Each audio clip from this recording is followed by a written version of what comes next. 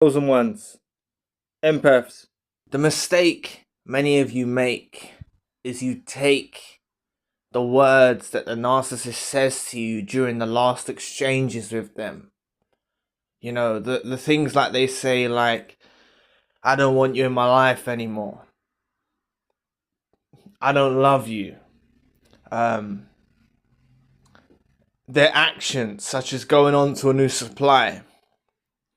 You see, when you obviously when you go through that process, it's shocking for you. It's really shocking for you, especially when you haven't awakened to narcissistic abuse yet. It's very shocking to see the person that you love, to see the person that you care about, tell you those things, that they don't love you, they don't care about you, they don't want to be in a relationship with you, or seeing them go on with someone new. It can be very shocking, it can be very alarming, it can be very triggering, it can hurt you. But what you need to understand now that you at least are a lot further than you was at the time, right? Even if you awaken slightly at the time, but you're a lot further in your awakening now to knowing that you was dealing with a damn right devil, a no good rotten narcissist, right? That they do these things. When they do them, they're trying to hurt you. They're trying to hurt your feelings. They're trying to make you suffer. And on the flip side of that, narcissists suffer with the shiny object syndrome. When they're presented with someone new in their life, it seems all glistening and shining and wonderful. And they will throw you aside for that new person, that new supply, like you mean nothing. And they will, they're ecstatic. A lot of these times when they do transition to these new supplies, they are ecstatic. But what you need to do during these moments, especially, if you're in this process now, the narcissist has told you they don't want to be with you, maybe some weeks or some months have passed, or you've seen them go on with a new supply, you need to reassure yourself of everything that you've done for them, right? I don't want you to be getting down or upset thinking oh, I done this for them, I done that for them, and they treated me this way. No, turn it into a power move, right?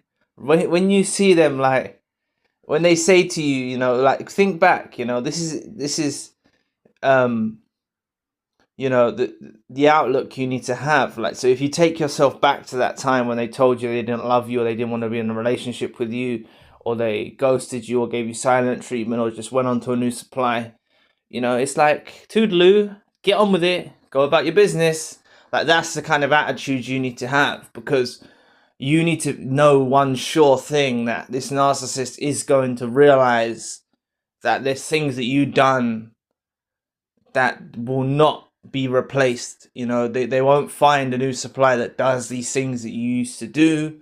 They won't find the love that you used to provide, the support, the care, the empathy, and everything is down to energy. So I want you to understand that it really doesn't matter how it appears on the surface with the narcissist and this new supply.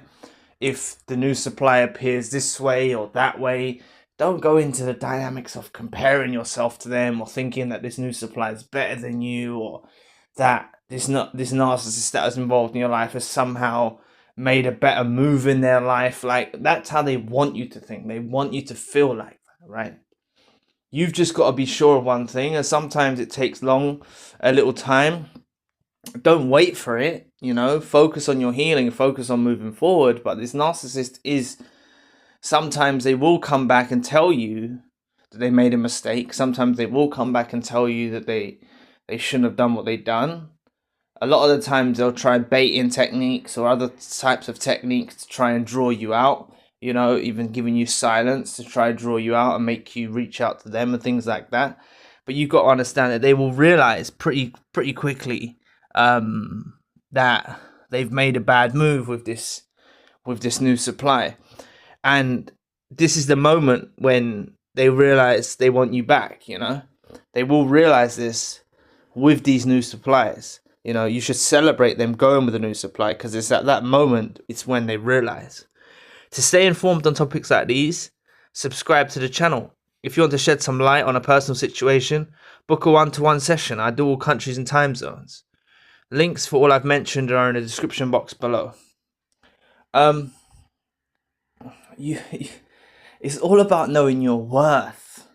It all comes down to knowing your worth. Like, I understand your self-esteem can take a knock. Witnessing a narcissist going with someone after they declared their love for you, or told that they loved you, or you thought you were going to get married, or maybe you was even married, or you had children, or you were planning on having children. Like, it's going to take a knock on you. And this is what you need to make your priority, is focusing on building yourself back up, you know. Focus on building yourself back up to who you was before you even met this narcissist that was involved in your life. You know, building yourself back up to that. It's not an easy task, but it's possible, and it can happen, and it will happen. You know, through the course of time, you'll learn how to deal with this, and it's going to happen anyway, whether you like it or not. You're going to adjust, and you're going to learn how to deal with the situation. But, you know, it's about knowing your value and knowing your worth. That's what it all comes down to. And when you know your worth and know your value, you'll know that, you know, them going with someone new, you know, they're not going to change. They're still going to be toxic. They're still going to be doing the manipulation, all of that. You know, let's say even this new supply is a genuine person. Highly unlikely, because they monkey branch. They just jump onto someone that's probably got a lot of baggage, someone that's probably got a lot of drama going on in their life, someone that's probably toxic as well, maybe another narcissist. That's what they usually transition into. But just for the sake of the video, even if they meet someone genuine, they're only going to destroy that person too. You know, and if they're with, which is more likely, they're with a toxic individual, both of them are going to be, you know, prodding and provoking each other, doing things to provoke each other. They're not getting along like this. Your mind will tell you something. Your mind will tell you, oh, they're living their best life. Oh, they're doing this. Oh, they're doing that. That's what they want you to believe, you know. They want you under this false spell that they're living this best life, that they're okay, that they're enjoying life. Like, you know, it's only the countless testimonies that I've had from victims of narcissistic abuse that the narcissist tried to get in contact with them after a period of time, or the narcissist done something to hoover them, or indirectly hoover them, or do something, you know, false profiles, weird numbers, block numbers, all this stuff. Like, you know, this is what narcissists do, you know. They can't let you go, and you got to understand that they want you to make you think it's over. They want you to feel like it's done with. It's all done and it's over. And yeah, it is going to be over, because you're going to have the final discard. Regardless if you were discarded, reverse discarded, or you cut the narcissist off, you're going to have the final say so. Because it's about when your attitude changes to when you never want to let them back into your life again. You're always going to have the final say so, you know, because they will try and creep back into your life, you know. They will try and creep back into your life. At some point in time, they will. And it's at the moment, I'll tell you, it's at the moment when they know that you have, like, moved on. And I don't necessarily mean with someone new. I mean, you've just generally got on with your life and stuff like that. It's at that point in time that the narcissists start feeling worried and concerned. You know, if they know you're in a place of hurt and pain, and obviously you're going to be in a place of hurt and pain for a while, you know, but if they know that you stay stuck like that, right, then they're okay. You know, they think in their minds, oh, they could walk back into your life at any time. This is the attitude of the narcissist. But once you start healing and getting on with your life, you know, they feel worried and concerned, you know. And even before they even realize that you're healed or getting on with your life and you're doing better in yourself, you know, they are in a situation where they're with these new suppliers and they desire to be back with you, you know. But they are often more, they're very stubborn, and they're not going to tell you that they desire to be back with you, you know. But they do, because these new situationships just don't work out. And I can't emphasize enough, like, this information needs to get out there, you know, because too many, like, you got to understand who you are as an empath and a chosen one to the life of the narcissist. They're not going to find another chosen one or another empath. They're not going to find this, what they had with you. They're not going to find it. It's just not going to happen. They will never find another chosen one or empath for as long as their days go on. And they've never had another chosen one or empath in their life. So it really doesn't matter if they told you they don't love you, they go on with a new supply, or they cheated on you, or they go on with someone new. It really doesn't matter, right? Because they're going to face the consequences of disregarding you and not appreciating you. And this all comes, and this is why I say you should celebrate them moving on. Them going off on their own life, going on with their own life. Celebrate that. Celebrate that. You're free. They're going on with their own life. And they're going to have constant reminders and realizations about what they lost from not staying with you. You see, this is what is going to happen to them. They're going to face constant realizations about why they want you back. You see? And think about it, like, use your empathy. When a narcissist has done some of the most chaotic, abusive sort of things to you, they can't rectify the situation. They can't just pop up and love bomb you because they know they're going to get rejected. They can't just pop up and they can't just phone your phone. You know, some of these, you know, they've cheated on you. They've done these bizarre things. They're not in an easy position to get you back on side. Now, I know some of you may be like, oh, but all they need to do is phone me, or all they need to do is text me. Like, realize that they're worried about being rejected. They're not going to put themselves in a vulnerable position to possibly be rejected. They're not authentic. They're not transparent. They lie through their teeth, you know. So they're not going to do these things. They're not going to do these things.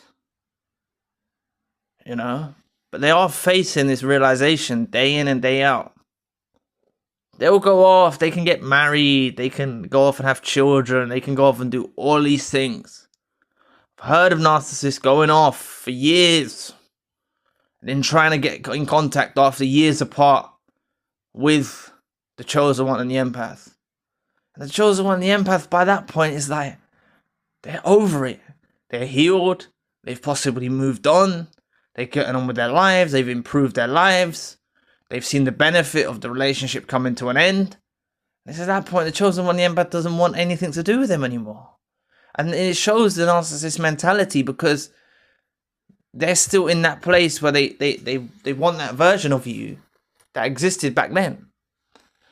Another thing is the narcissist realizes that version of you. They hope to keep that version of you, but after they've manipulated you or gaslit you or done whatever they've done in their abusive tactics from the narcissist textbook, right? They realize that that version of you is no longer there.